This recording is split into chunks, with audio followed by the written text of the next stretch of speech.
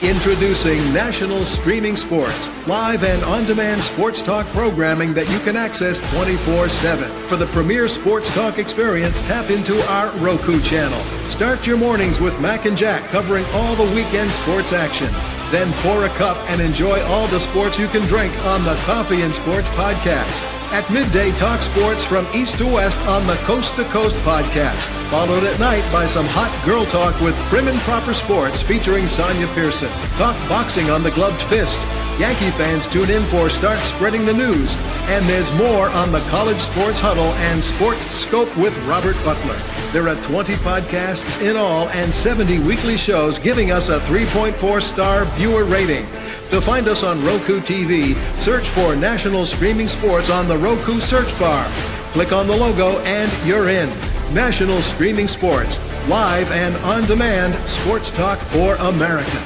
Football season is here, and SeatGeek is my go-to for buying tickets. Now, with SeatGeek, every single ticket is backed with their buyer guarantee. We've all had plans change, and when you can't make it to the big game, SeatGeek has you covered. They're the only ticketer that allows you to return your tickets ahead of the event for credit with SeatGeek swaps. So when things come up, I know that my tickets won't go to waste. So what are you waiting for? Download the SeatGeek app to maximize your possibilities and shop live events with confidence.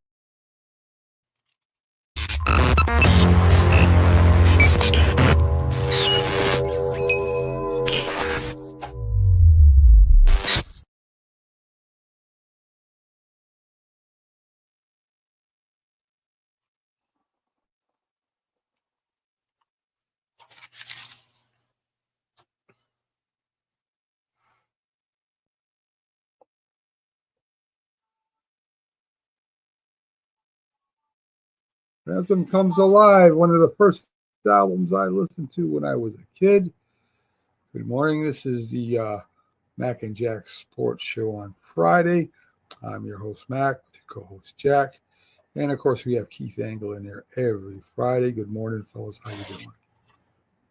Good morning, Mac and Jack. Yes. Keith, of course, comes in here, does college sports for us every Friday.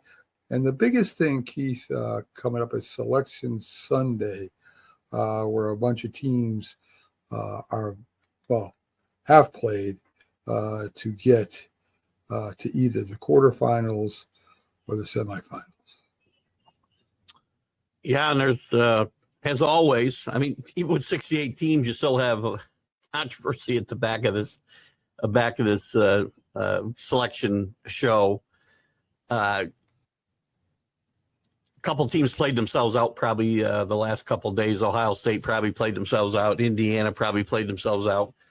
My biggest problem with Selection Sunday is, they want to expand this to 72, probably 76 teams, maybe as early as next year. But it's not going to help the mid-majors get some really good teams in, second-place teams that win their regular season and then lose their conference tournament. We're going to get more Big Ten teams, more SEC teams, more Big 12 teams. I mean, you're looking at 13 or 14 teams from the SEC, and 5 of them at least will have losing records in their conference. And I have serious problems with that. I mean, as many as half the teams in this tournament will come from 3 leagues. And that's Kate, if they expand the tournament, are they going to have to start giving out buys like they do in other sports? Because they will be able to have an even amount of games per team. Yeah, unless you're going to 128, right? There's no simple thing. You're not going to do that. At least no, don't be so sure. No, I know. I probably shouldn't be. I mean, they've talked about as high as 96, but yes, there will have to be buys no matter what you do from here. I mean, you don't have buys now. You have play-in games, and you could portray them as play-in rounds as more than buys, I guess, right? Like they do the first 4 now. But again, I don't think this tournament needs more than it's 68, but it's really 64 because you got 8 teams playing their way to the 64. It's really good at the top. I think this tournament with Duke, even though Cooper Flagg got hurt yesterday, and it's going to really hamper their chances if he is not at full strength once we get to the tournament. He's unlikely to play in the rest of the ACC tournament. Houston's really good. Auburn's really good. Your fourth top seed will probably come from the SEC as well, I would think. And there's some dark horses I like. I like Drake a lot in this tournament. I like St. Mary's a lot to maybe advance, not win, but advance and do some damage. But there's just too many teams. I mean, there'll be some decent teams that get left out for these.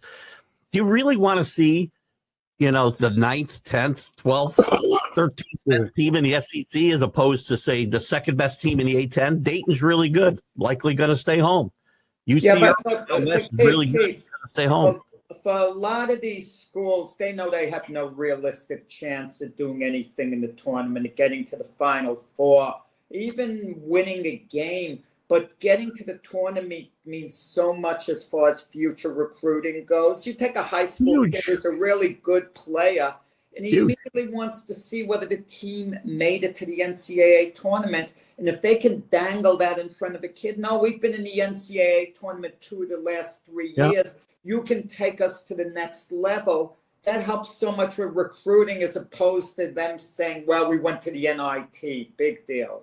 Listen, just recently we had Florida Atlantic get to the Final Four, so it's not impossible, right? I mean, you've seen some really, again, they're good programs, but they're not SEC and Big Ten type programs. But to me, I'd rather watch, I don't know, I'm trying to Dayton try to play giant killer in the first round, then watch Oklahoma, the 12th best team in the SEC, lose to somebody in the first round or even beat somebody in the first round. That doesn't generate the type of excitement that the casual fan who wants to watch this tournament, especially the first 2 rounds, which can be chaotic.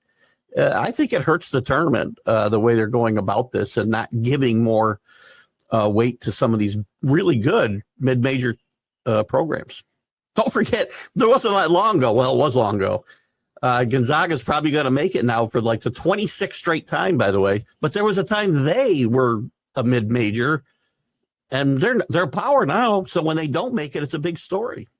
9 straight Sweet 16s, too, by the way, for Gonzaga. Well, that's because they keep all their players, they're veterans compared to the ones that are. For the colleges. One and done. I mean, that's what Gonzaga gets its chances from, right? And that's what I look for when I look for sleepers, right? Like Drake, and I like St. Mary's, teams that are experienced. They have good guard play. They play good defense. Those are the teams that will shock somebody in the first round, second round, maybe even like St. Peter's got on a run a couple of years ago, goes to the Elite Eight. So there's always a team or two that is exciting. And the more we dilute this tournament and make it less of a champion, we shouldn't be rewarding the 10th and 11th best team in some of these conferences. I just don't see how that's creating a true championship environment. Is the big story in the tournament, the most compelling one, going to be St. John's University coming back to power?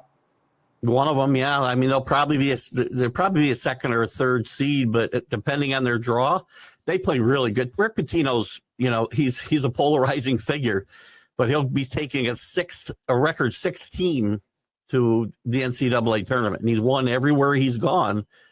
Maybe BU didn't win a game in the tournament, but they're always a tough out. This is a really good team. Again, plays really tenacious defense. Their biggest problem is, and the game is so much 3-pointers today, they don't shoot the 3-pointer that well. So they've got to play really good defense and make it up with more 2-pointers than anybody else. And Rick Pitino could barely get into coaching again some years ago.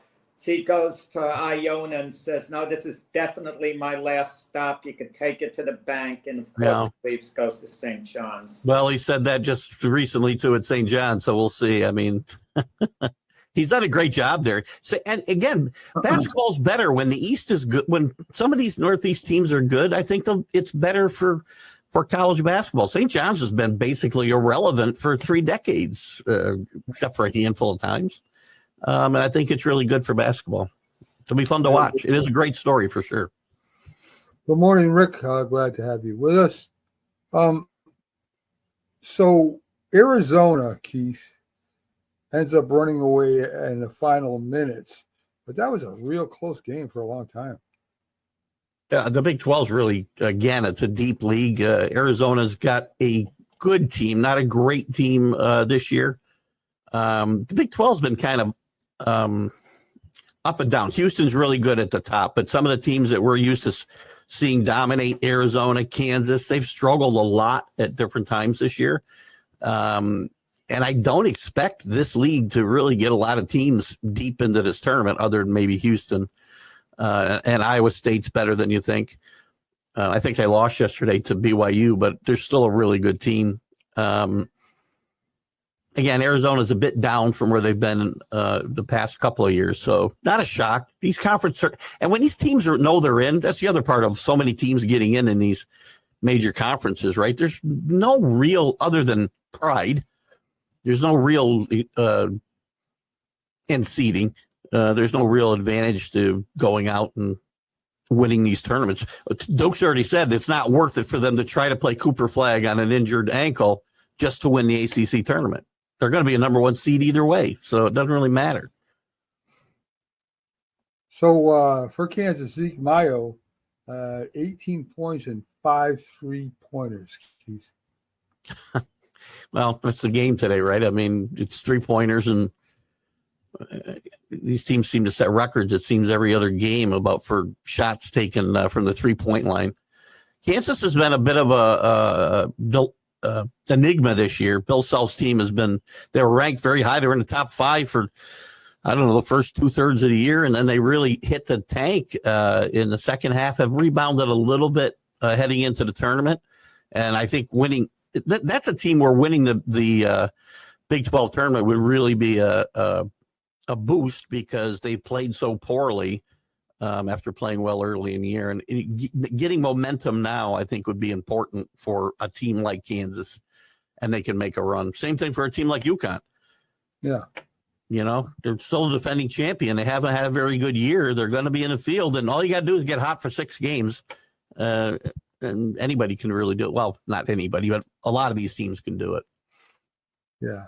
I think the coach there and the team that they do have has a really good shot, at least making it to the Final Four. Which one? UConn you're talking about, or Yeah. Kansas? Yeah, UConn. Danny Hurley's a great guy. There's a great expose on Danny Hurley on 60 Minutes last week. He's a very interesting guy. He's got a lot going on. He's got a wife who keeps him centered, and he's a really good basketball coach. You know, we had a lot of controversy early in the year when he was berating a ref, and he told him that, I can say what I'm saying because I'm the best effing coach in the country. And I mean, that's how he thinks. He doesn't really think that, but in the moment, he's going to say stuff like that. Yeah. But he is one of the best. You don't win back-to-back championships by accident, so he's a good coach. It's the truth. So let's get to some football. Jason Rudolph back at Pittsburgh for 1 year and $8 million. Mason Rudolph. Mason, yeah. Yes. Yeah, interesting. Again, they're signing him to be the backup to whoever else they bring in there. Not necessarily, Keith. Not necessarily. This is his second stint with Pittsburgh. He's only been away 1 year. He's a favorite of Coach Tomlin. Yeah. A big favorite of Coach Tomlin. And, and also he had that incident with Myles Garrett, with the helmet swinging. And Coach Tomlin backed Mason Rudolph all the way, saying he never said what Myles Garrett said. And just the idea that they're bringing him back. He knows the system. He won towards the last year was at Pittsburgh. He won 3 regular season games in a row. He didn't play bad in the playoff loss. I think the intention is to go with someone else as the starter, but they're prepared to, go forward with Mason Rudolph if need be. It's that type of situation. If Mason Rudolph plays even half the snaps next year, that team will not make the playoffs. They No, won't. they won't. He's not good enough. He's a nice backup player. We talk about clipboard carriers a lot on this show, and he's a good clipboard carrier. He's a good guy to come in for short spurts, right? But he'll be exposed over a long period of time, and you're not going to win with Mason Rudolph as your He's quarterback. one of the best backup quarterbacks in the NFL. I won't disagree with that. But he just isn't quite the starter you want. Not long term, but he could come in short term and perhaps win for you. No, with your boy Hoyer retired, he's obviously the best backup quarterback.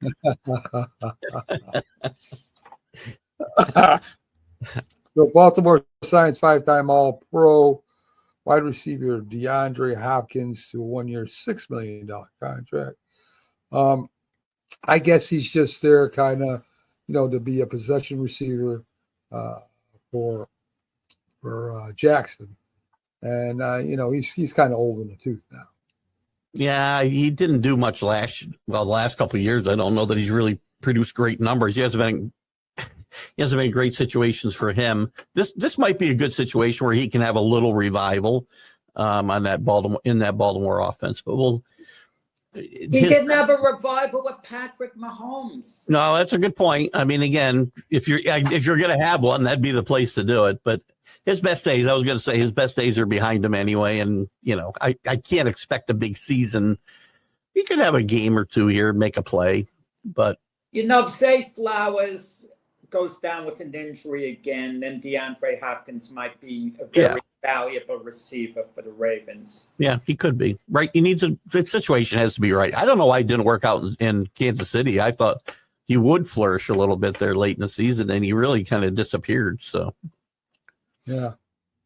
In the beginning it was kind of had something, and then near the end you hardly even notice he was on the field. For sure.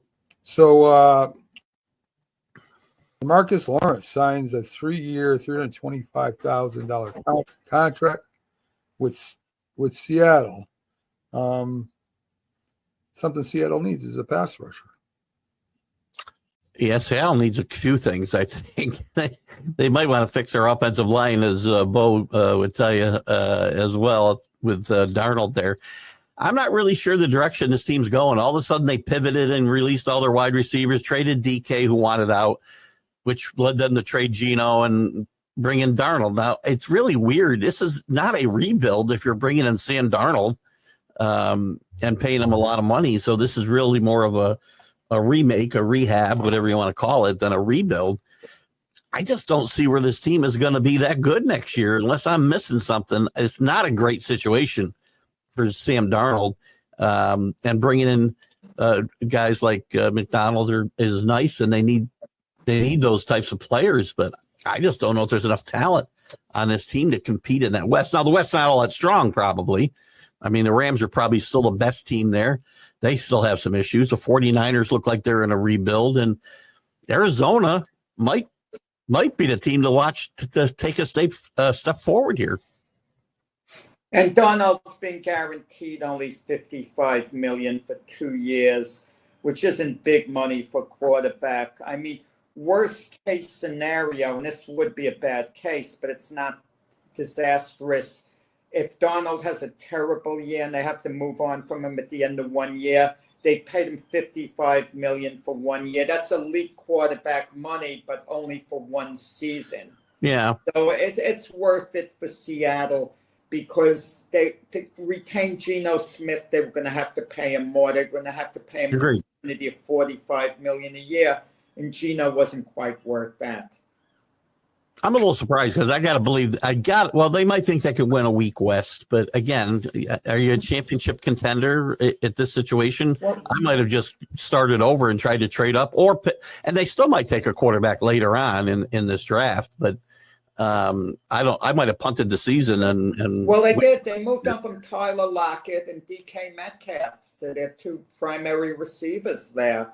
Yeah, so, Smith was really moving up a pass Lockett, at least Lockett. But still, that's one guy. That's one guy, right? They're gonna look to make some moves. They have to give Sam Darnold a little more support. So we'll see how that works out. Not a lot out there, wide receivers left in free agency, though. Now, Cooper Kupp is probably the best guy out there with him being released, but there's not a lot there. I was looking because the Patriots haven't made any moves either in that regard, and there's not a lot. It's interesting you mentioned that. My prediction could be wrong. Of course, Cooper Kupp goes to New England, and he would be the perfect veteran presence for Drake May. He would be a great presence for Drake May. The thing is, what he wants, the Patriots are probably not going to pay. If he's not going to come down, I doubt he's going to be a Patriot. So he's going to have to compromise a little bit. We'll see how that plays out. But he would be. I think he'd be a great asset to Drake May's development for sure. Amari Cooper's still out there, Keith. Yeah, good. What do you do in the playoffs? Yeah, I know. I'm just letting you know who else is out there. Let's see. New York Jets released longtime captain C.J. Mosley. I think he plays again.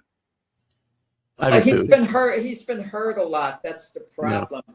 I don't care how good a player is. If he doesn't see the field for a substantial amount of the time, it's not that big a loss because he's not helping you during the games he's out. Well, the best ability is availability, right? And C.J. Mosley fits that. He will play somewhere. He's not going to get any big long-term contract or big money, big guaranteed money, but he'll get a job and with a chance to prove himself and see if he can stay healthy. There's a few guys like that. Matthew Judon is in the same situation out of Atlanta. Judon's stock really dropped in the past year for what it was 1 year ago. He would have been in big demand. He's now not you been could the have same him, player. nickels on the dollar. He's not been the same player since he hurt his shoulder 2 years ago.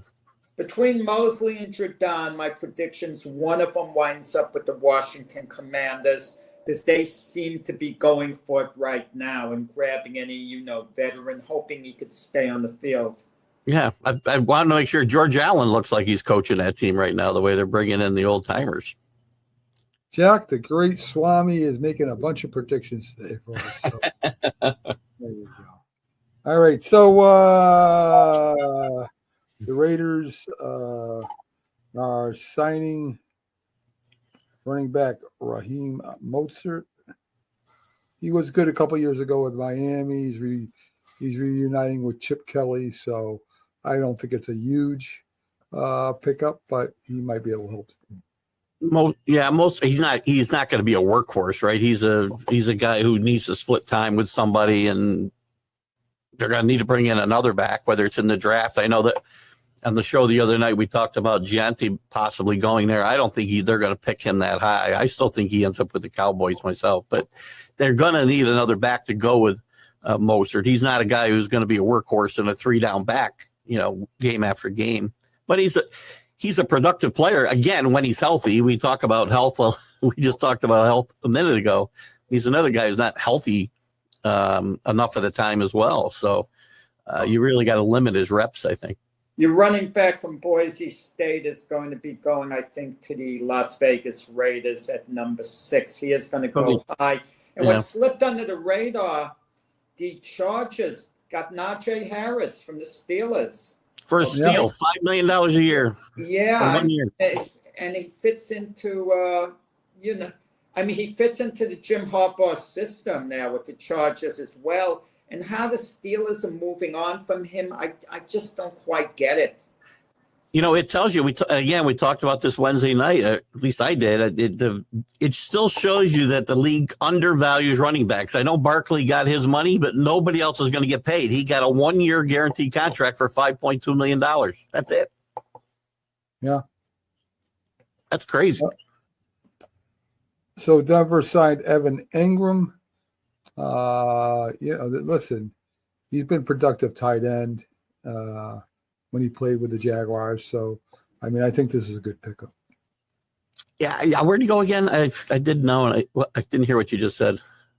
He went to Denver. Denver, right? Denver. I think that's I think he's a great piece for that Sean Payton offense.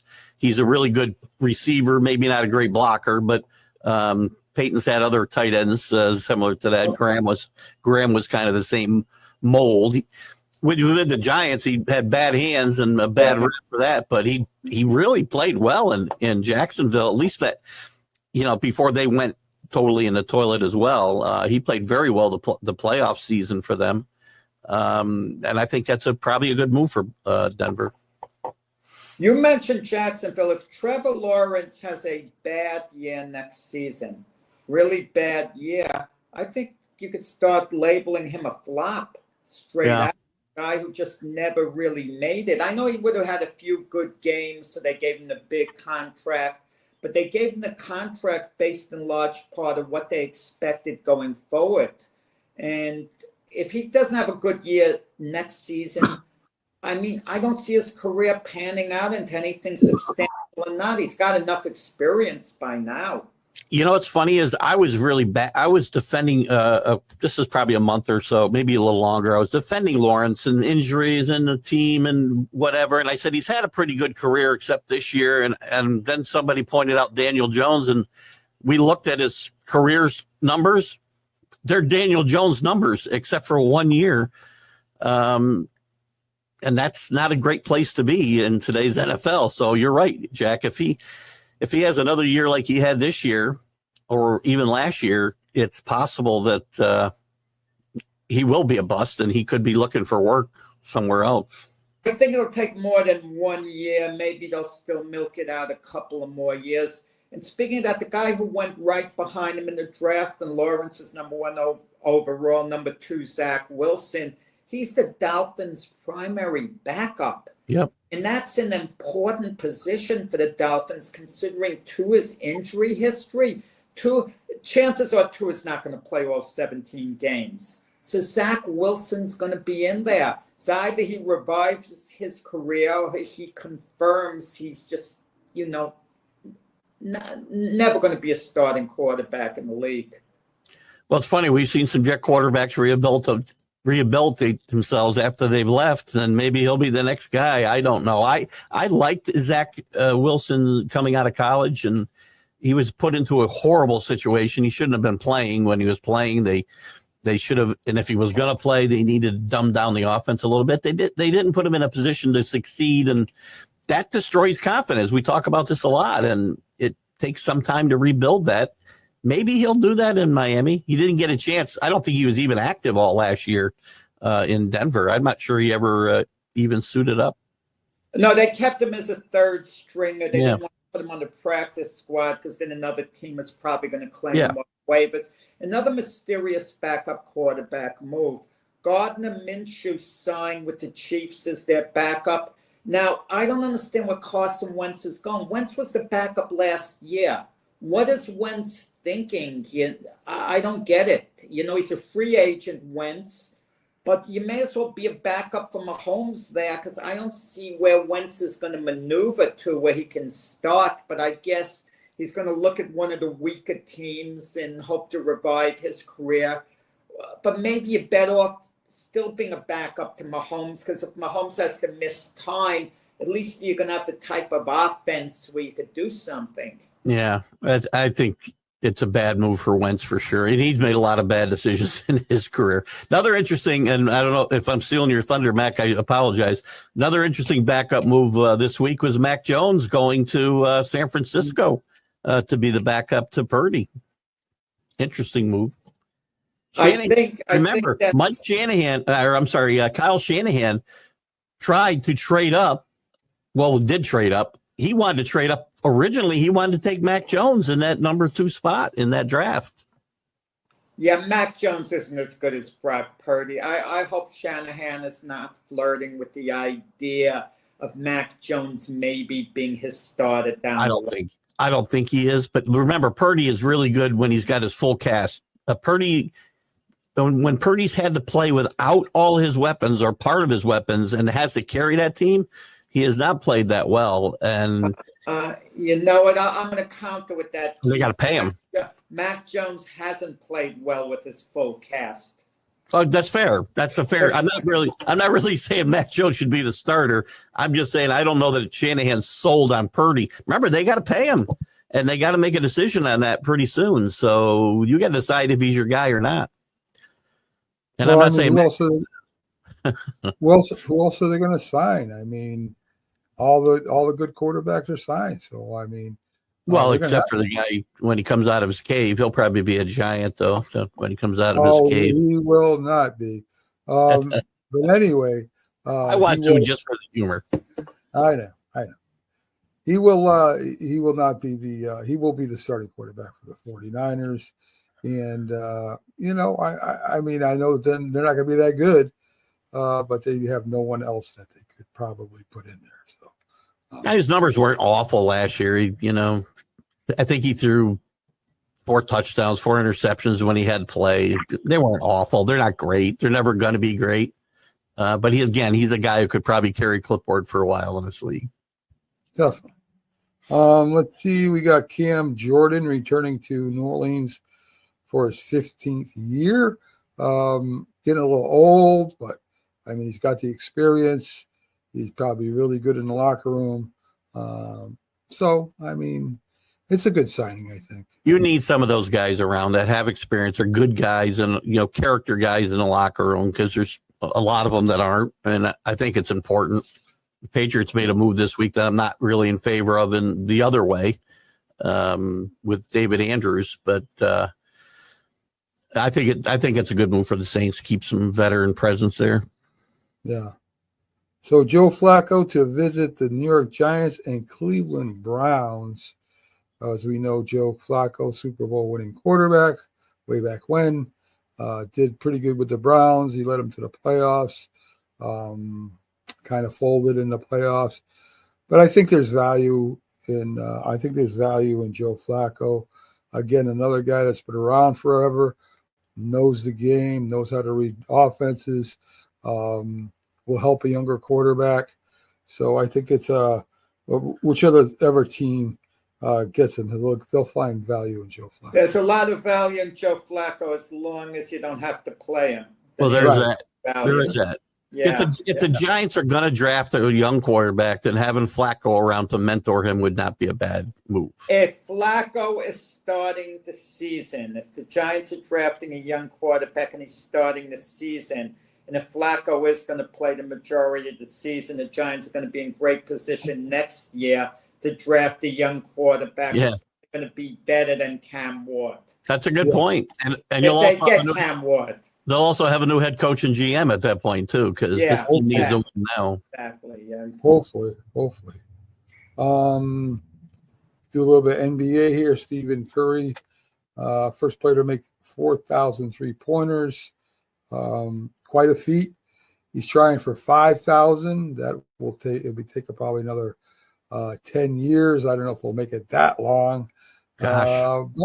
But you never know. He's 34 years old, isn't he? 33, 34 years old, I got to believe. That's a long time to play. But he might get there. Steph Curry's a great player, but he's different than other great players, right? We're never going to say he's as good as LeBron or Michael or Magic, because he plays a different style. Wait, he's getting there. He's really getting there. I mean, he's going to be put a little behind Jordan and LeBron. I understand, but I'm not arguing that point. But he's legitimately gotten to the point where you could call him one of the 10 greatest players of all time. It isn't just scoring points. It isn't just scoring. I love Steph Curry, and I love his game. I love his character. I like a lot about Steph Curry. I don't think he's one of the top 10 players in the NBA history. He's a great shooter. He's one of the great shooters in NBA history for sure, and scorers. But he doesn't do enough of the other stuff. He's won championships, but because he's had a great cast around him and a great coach. Wait. You always have to have a really good cast around you. We had Kevin Durant a couple of years. He won without Durant. He won without those guys. When Durant was with the Warriors, we thought Durant was a better player than Steph Curry. And now we take a step back, and if we look at both of those guys at their best, I think it got to the point where you could say Steph Curry's actually marginally better than Durant. You can make that argument. Well, What about Durant at his best? I'm not saying that Durant helped him when he did help, but before that, he also had a really good Draymond Green and a really good Klay Thompson as well. So it isn't like he was playing with They're stiffs not before super Durant. players. Durant and Thompson were wonderful players, but they weren't super players. And you talk about 4 championships. They were top 20 and when they we're were not even that time frame. Why don't we throw in a 5th year when they won 73 games but got upset in the 7th game of the finals? Yeah. Look, it's all subjective. I really don't. It sounds like anything I do is going to make him. I don't want to demean Steph Curry. He's a great player. I just don't think he's Michael Jordan or Magic Johnson or LeBron. I just don't think he is. It's a subjective argument, but. It sounds like your Joe Namath argument there, Keith. Well, I'm never going to live that down. John Gonzalez is looking for my address. Let's see. So anyway, Steph Curry, Steve Kerr, you'd have to give him a lot of credit. Steve Kerr's a great coach, one of the underrated coaches in the NBA. I said last year when he was the best pick for that Olympic team, and when they struggled a little bit before they went over, people were ripping Kerr, and I'm like, look at this guy's going to be the best for a group of guys with egos like that. Steve Kerr's the best guy they could have taken. I don't think he gets enough. He's a guy I don't think gets enough credit for the Warriors. There was controversy. Wait, there's controversy in how he handled Jason Tatum. Major. Did they win the gold or didn't they? Did they win the gold? I'm going to be honest about it, okay? I don't like saying it, but it's kind of the Joe Torre syndrome. You could have taken 30 other coaches there, and they would have won the same way. Not 30, but there's other guys. Well, Steve Kerr was a calming effect. He's a good coach. He's done a good job with the Warriors since he took over.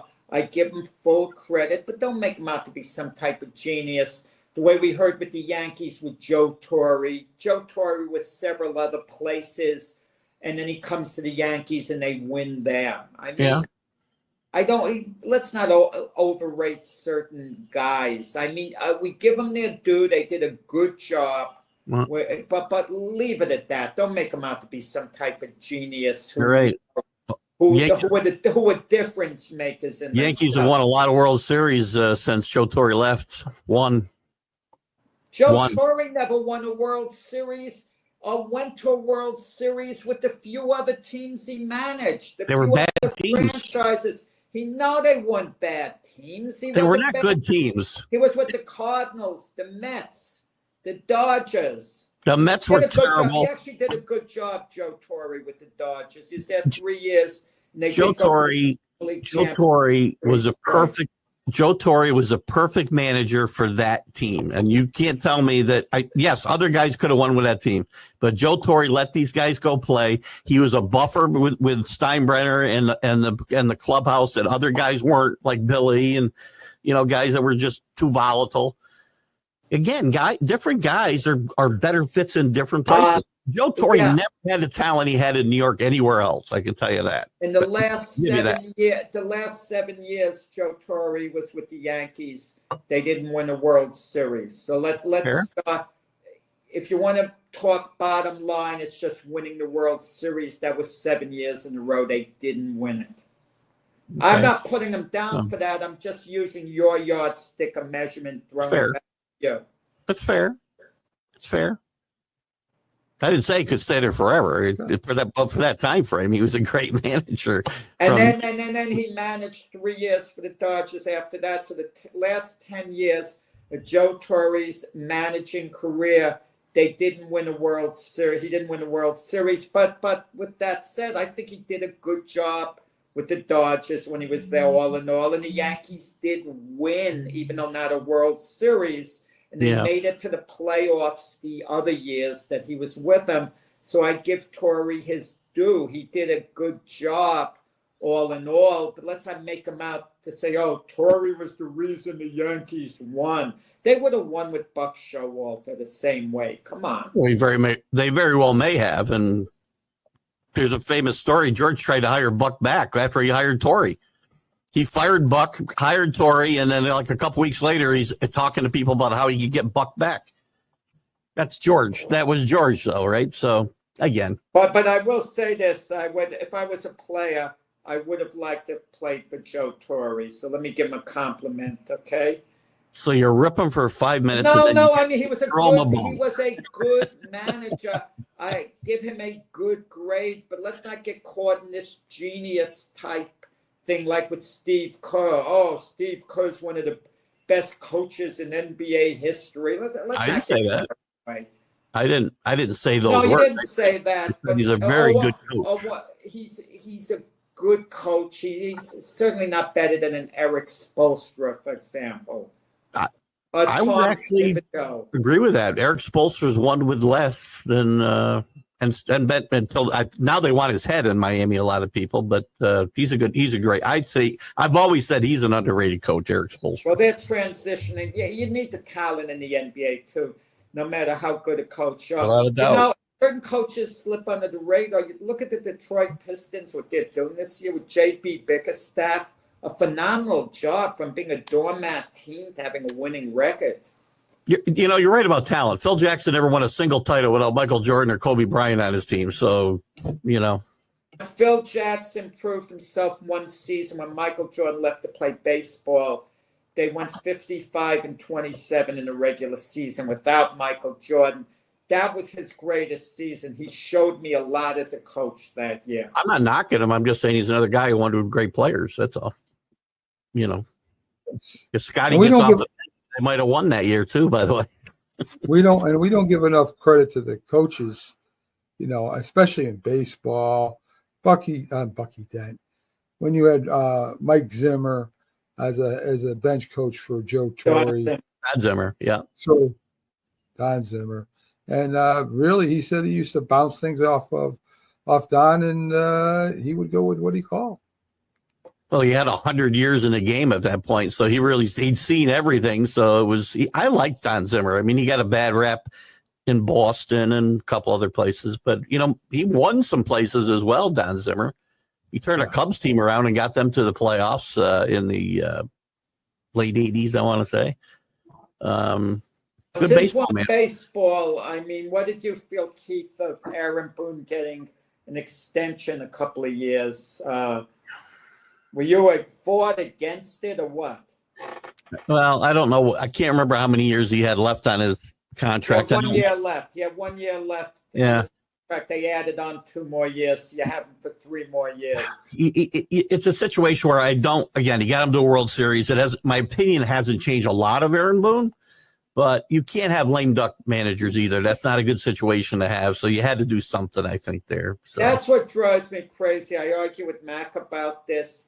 If a player or coach has 1 year left on their deal, if you sign a contract for a 3 or 4 year deal, the team should be under no obligation to extend you at all at any point. If unless you win a championship, they would want to hold on to you. But you're not a lame duck manager because you have 1 more year left on your deal. You're there for the year, and then at the end of the season, you sit down with them and you work it out. Or that manager, coach, if you're so good, you're a free agent and you could go wherever the heck you want. It's different with managers and players. Players are going to take advantage of coaches that they know may not be around longer than them. So. No, they're not. If they know they're there at that time and they know what's being argued. Hey, is a player lame duck player because he's on the last year of his contract? Does it mean he's not going to listen because I'm there for my last year? I don't have to listen to you. I'm going elsewhere. That is a big myth. You see, you got to pay everyone at least 1 year. But Jack, if you're a player. Even if you're in your last year, you can get signed by another team. It's a different situation than coaching. A manager can, a coach can, if they're good, if they win, they're either going to come back to their team and they're going to get a better deal. Deal. In Aaron Boone's case, it probably doesn't matter that he was a lame duck because he doesn't hold anybody accountable anyway for anything, so it really doesn't matter. So. Great point. And a coach, Jack. A coach, if they're in their last year, as Keith said, the players aren't going to listen to what he says. He's out of there. Yeah. They will listen because the coach could handle the players any way they want that year. and it'll hurt the player's marketability going forward for that particular season. And what players are going to say, oh, I'm not listening to you. It doesn't mean that they're not going to be back. It depends on their performance. And let me tell you something, a coach could have 5 years left on his deal, but if he's on the hot seat and everyone's talking like he's going to get fired, that's true. You think players are going to be thinking, well, no, he has years left on his contract, so I better listen to him. That's a fair point. Okay. So it seems that did we talk about Jimmy Butler? We didn't. Okay. When Warriors are 12-1 when Jimmy Butler plays when he's on the floor. So Jimmy I thought that was a great addition by the Warriors, and I think they're a dangerous team in the West. I'm not crazy about how Jimmy Butler got himself there. Don't get me wrong. It's, again, similar to what Jack was just talking about.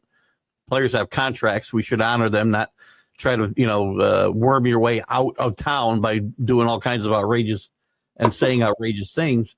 But Jimmy Butler's a great player, and I think he's a great fit for that team if he's bought in, which historically he has been. When he's changed addresses, he's been bought in for that team he goes to. And I think the Warriors are a dangerous team in a very strong West. I think the Warriors will be a very tough out in the playoffs.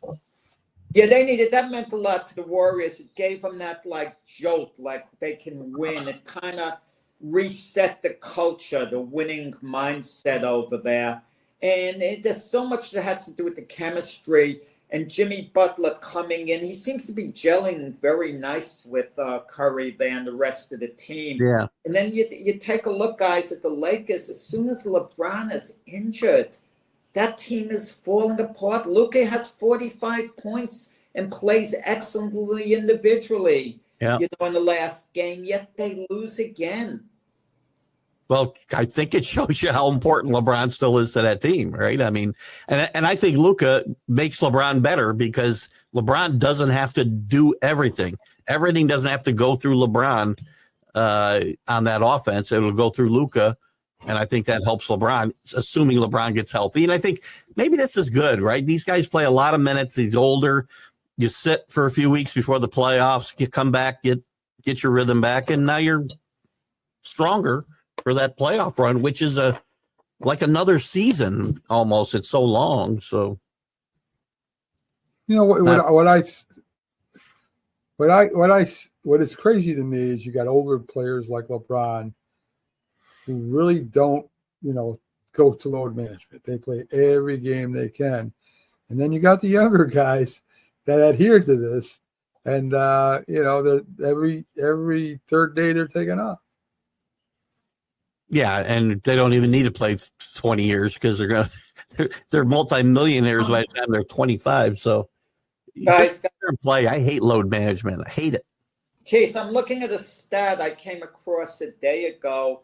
Again, Wilt Chamberlain, he averaged, one season, he averaged 50 points a game, 50.4 points. He averaged more than 48 minutes per game, because they were overtime games. Yeah. And it was like crazy, that stat. But we hear, the players today, it's more of a running game. Look at the shoes that they have today compared to what they had to, go with back then. It was also a more physical game back then, too. And those guys were getting beat up more. Chamberlain. I mean, all those guys played a lot of minutes. Russell played a lot of minutes. Chamberlain, Jabbar, West. Look at the number of minutes they played a game, and they play 80 or 82 games a year. Yeah. For the most part. I just don't understand it, but I probably never will.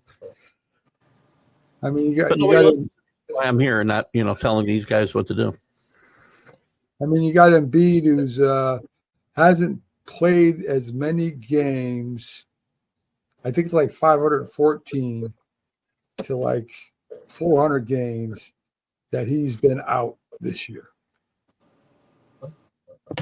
Well, again, that's the world we play in today. Everything's different, load management. We don't practice as hard in any sports that we used to. And we wonder why guys get hurt because they're not in they may be in good physical condition overall, right? But they aren't in their particular sport condition, if that makes sense. Baseball players aren't conditioned for 162 baseball games and making baseball type moves and football. Well, you speak about Joel Embiid, Mac. Now the latest is with Paul George. They're trying to figure out his injuries, what to do. And the Sixers window is closed as far as, championships go. And will they run it back with Joel Embiid? Will they try to trade him in the offseason, get him healthy?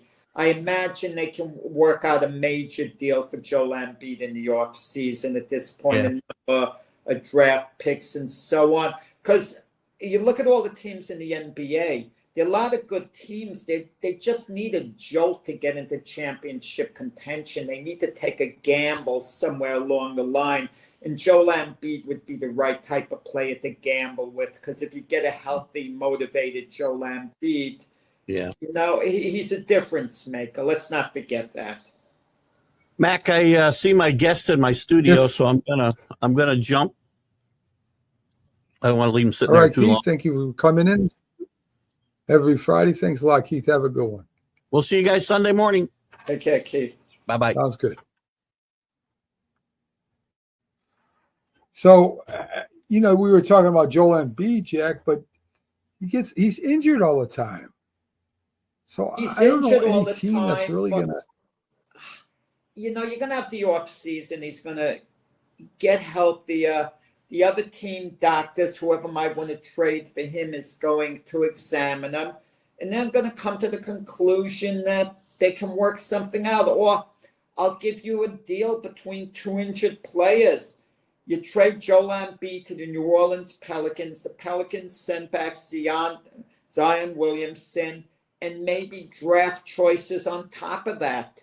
Maybe the Pelicans want to get rid of Zion and they think they can build around Embiid if he's healthy there. And if Zion's healthy, he'll help the Sixers. I'm just throwing out a potential deal. Or maybe a team like the Knicks I mentioned, you trade Mikal Bridges and Mitchell Robinson and a couple of number ones for Embiid. I'm just brainstorming. I'm doing nothing more than that, right now. And they're deals that can be, worked out with certain teams. I mean, maybe the Miami Heat have some pieces to give, because the Miami Heat have become stagnant, and maybe they'll figure if they get Joel Embiid, it's going to kind of turn things around. They could contend again. Of course, you got to get a healthy Joel Embiid. But if you do get a healthy Joel Embiid, you've got a high impact player. You've got arguably one of the best players in the NBA. So, there's going to be a big market for Joel Embiid unless the Sixers run it back with him again. But I think if they run it back with it again, Embiid will get fed up. And at some point, I think they're going to have to deal Embiid. It's better to get ahead of the curve. And at this point, I think the curve is the off season. They could speak to Embiid confidentially and say, look, do you want us to work out a trade in the off season? We'll work out a trade for you in the off season, but let's keep it quiet. Okay, now. Okay. So last thing before we go, MLB news. Ohtani and 4 other Japanese players come home to start Major League Baseball. What do you mean? They're going back to start Major League Baseball? What do you mean, Mac? I'm a little confused. They're going to Japan. They're going home to start, I guess, their Major League Baseball over there. Okay, that's nice of them. That's a very nice gesture. Yeah, okay. So, folks, we're almost at the top of the hour. Thank you for tuning in. Me and Jack will be back on Sunday, 8 a.m. for the big football show and more. Remember, if you got a Roku, download channel search. If you got the Roku TV, download the free Roku app for your laptop, mobile phone, and for your tablet. Folks, have a great one. We will see you soon. Have a good day.